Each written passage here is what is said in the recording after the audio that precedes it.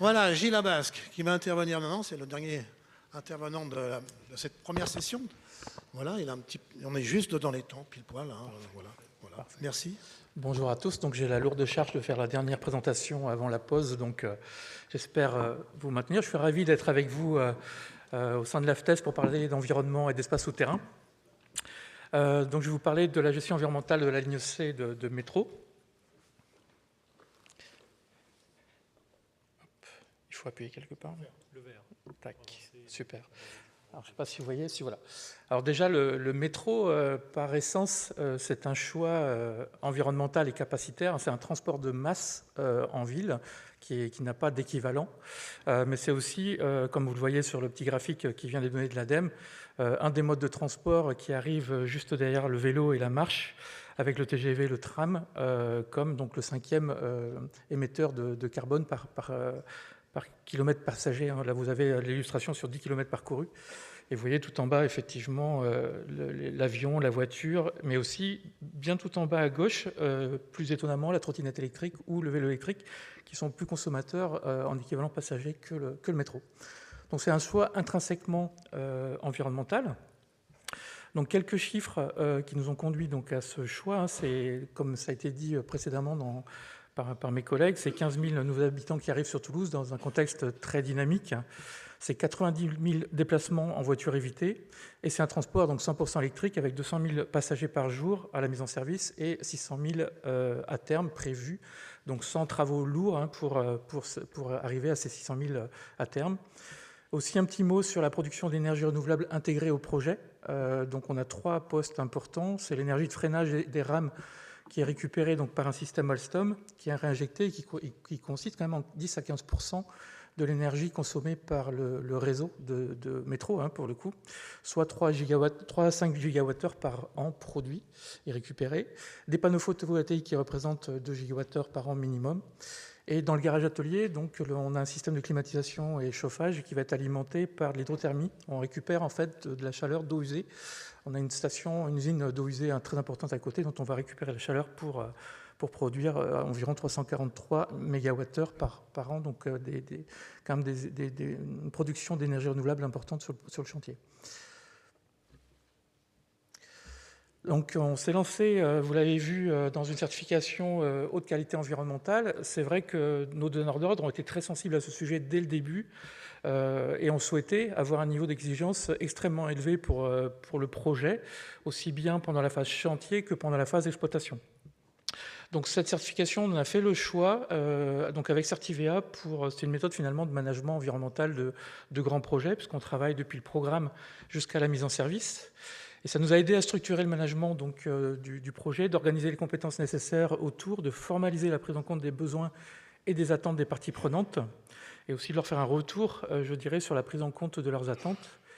Mais aussi, vous l'avez vu, et vous le verrez encore dans l'après-midi, c'est de challenger les concepteurs et les entreprises de construction par le niveau d'exigence élevé de TCO sur les LignoC en termes d'environnement et de développement durable, et aussi de rendre compte, notamment en faisant auditer la démarche par un tiers indépendant, en l'occurrence Certivea.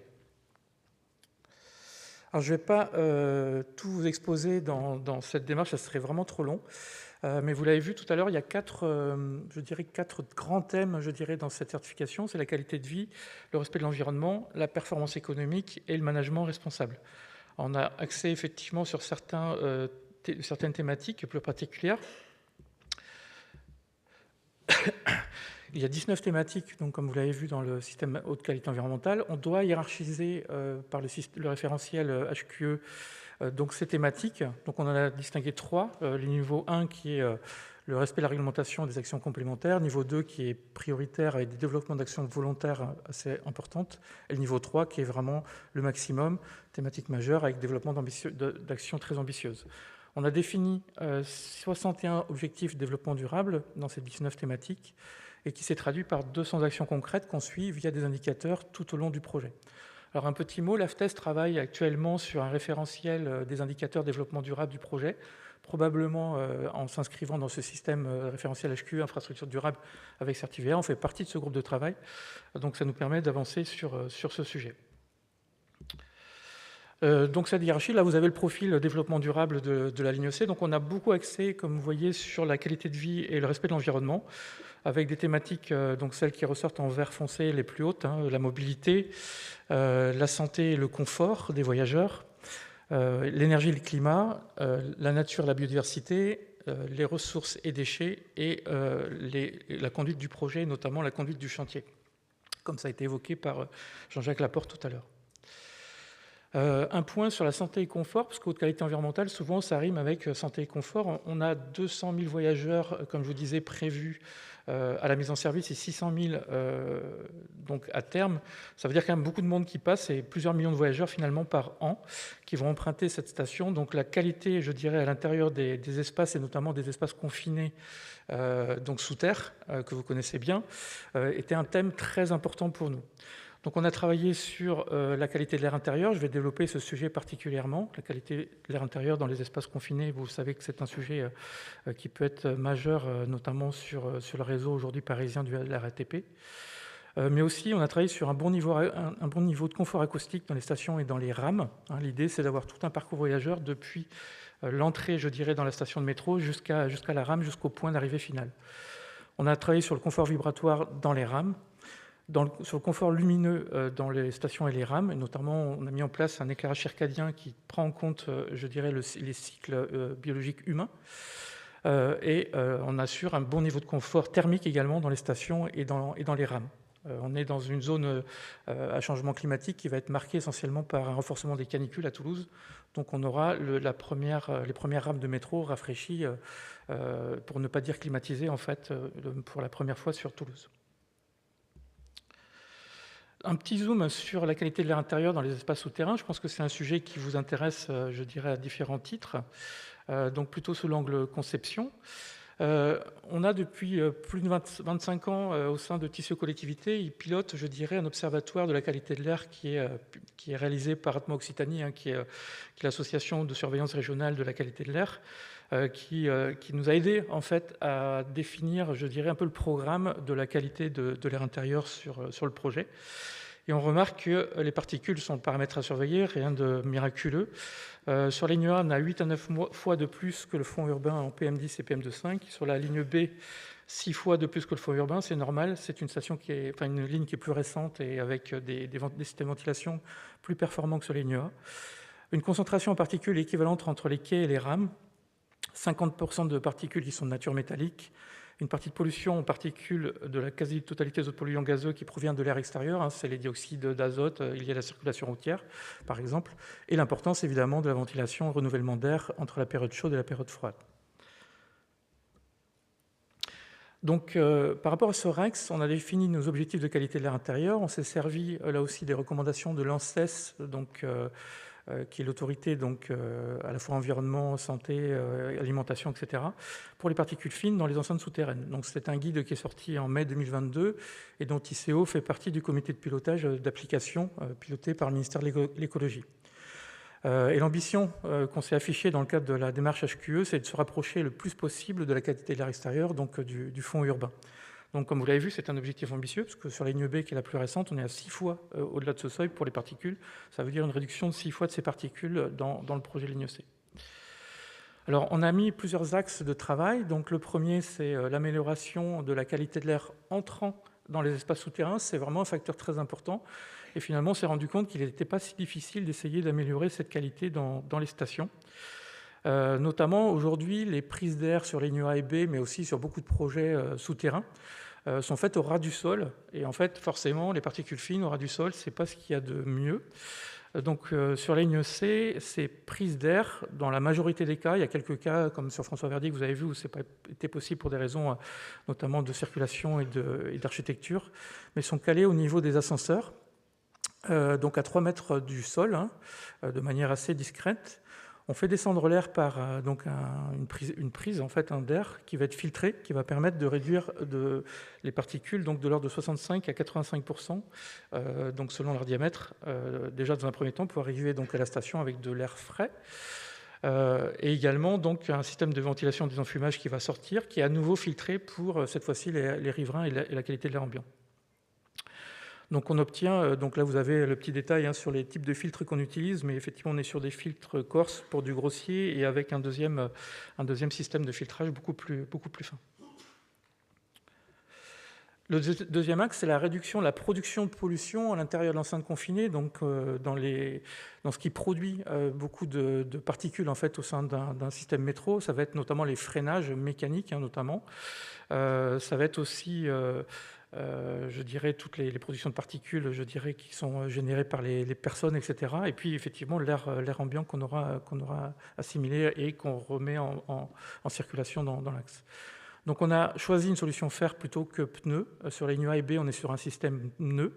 Donc là, on est sur du rail qui est a priori moins émetteur, mais il y a des études en cours, notamment à l'étranger, sur ces sujets-là. Mais a priori, elles sont moins émettrices de particules fines au niveau du roulement.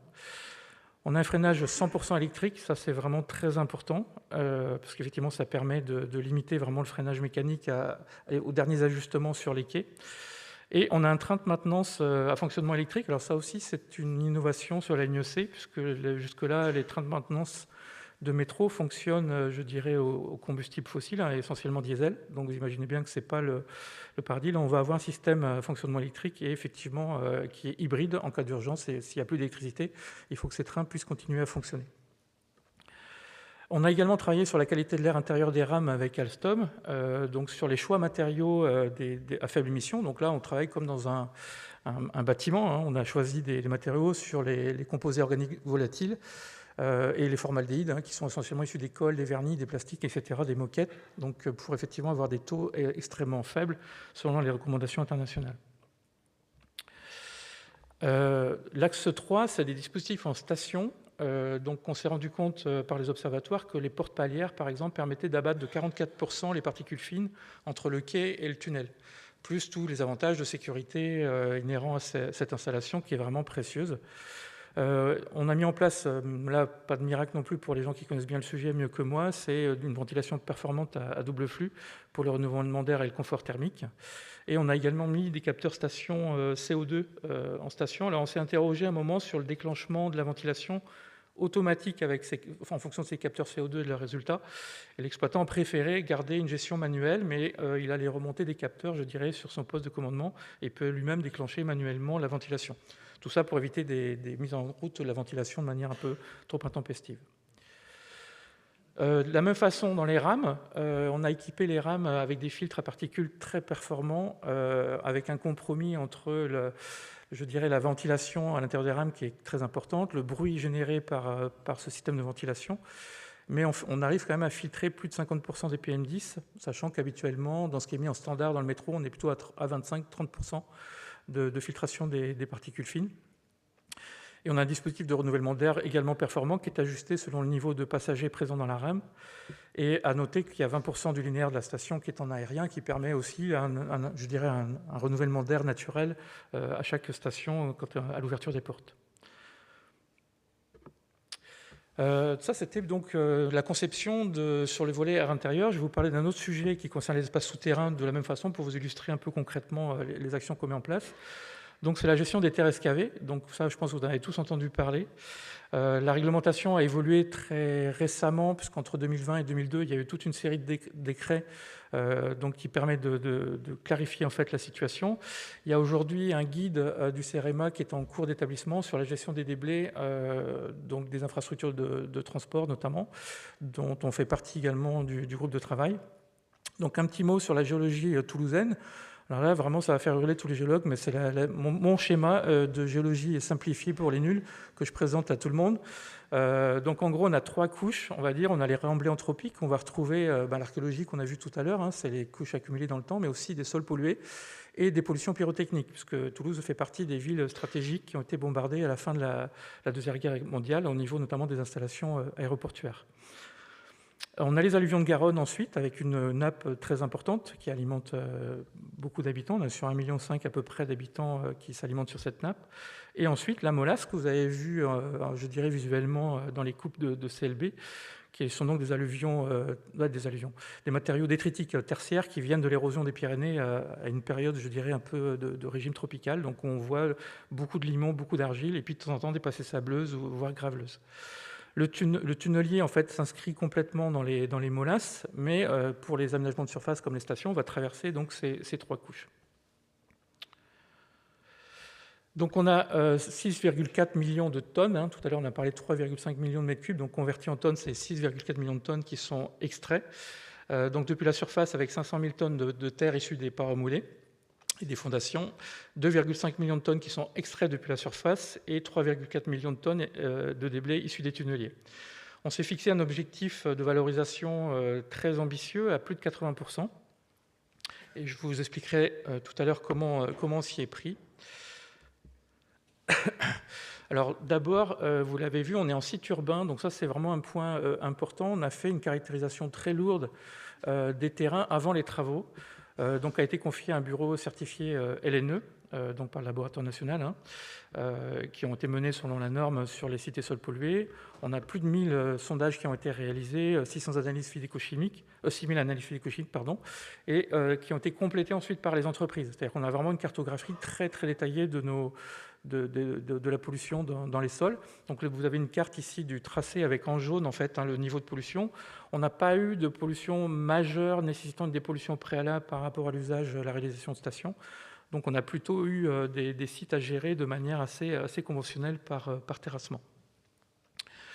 Et on a un fond géochimique naturel dans ces molasses où on va retrouver quand même des concentrations de minéraux, de l'antimoine, des sulfures, des choses comme ça, des sulfates, qu'on va retrouver, je dirais, de manière naturelle. Un peu d'arsenic aussi, et de plomb.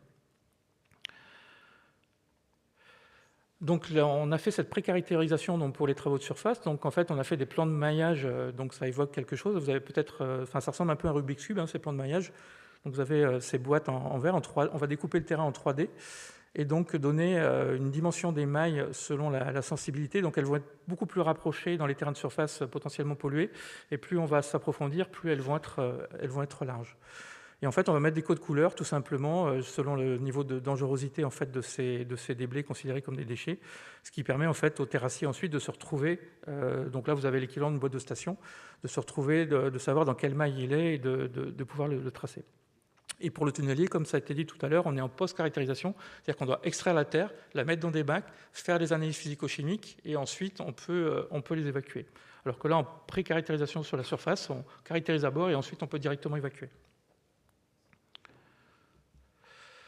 Donc, un point important, c'est la validation des exutoires et la traçabilité. Donc, comme je vous disais, ces terres de chantier sont considérées par la réglementation comme des déchets de chantier, avec un objectif de valorisation de 70%.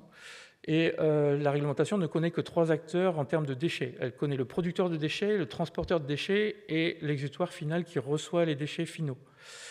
Le producteur de déchets sur un chantier d'infrastructure comme le nôtre, c'est le maître d'ouvrage.